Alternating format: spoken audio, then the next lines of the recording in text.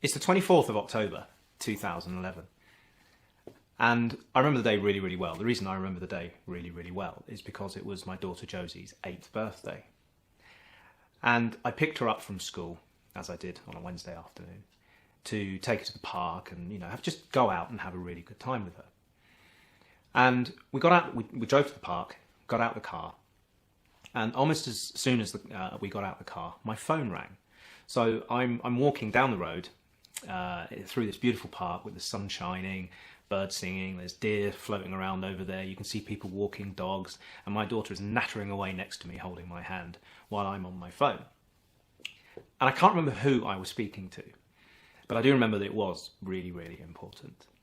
And halfway through the conversation, my other phone rang, because obviously being a busy business owner and being a very responsible dad and someone who is really always there for my child, I had two phones, one for work and one for personal use.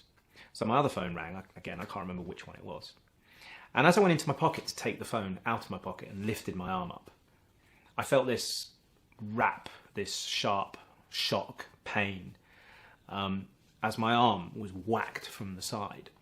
And it surprised me so much that the phone came tumbling out of my hand, spun end over end, and ended up in a bush on the side of the road.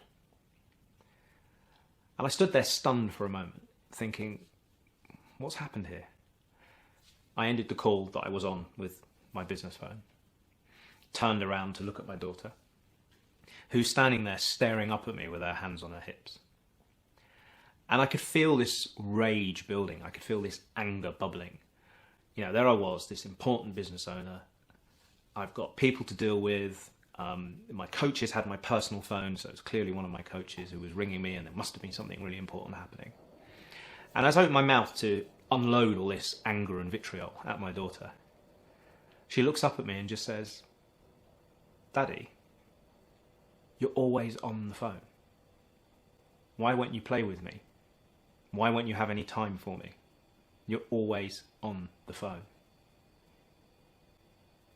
Now, I don't know what you would say in that situation, and I certainly can't remember what I said to her in that situation. But I do remember feeling gutted. I remember feeling that this one person thing that I was building this business for, that I was working all these hours for, wasn't interested in the money, in the trappings, in the fact that I had this new car. All she was interested in was spending time with her dad. And somewhere along the line, I'd forgotten that. Somewhere along the line, I'd forgotten the reasons that my business existed in the first place.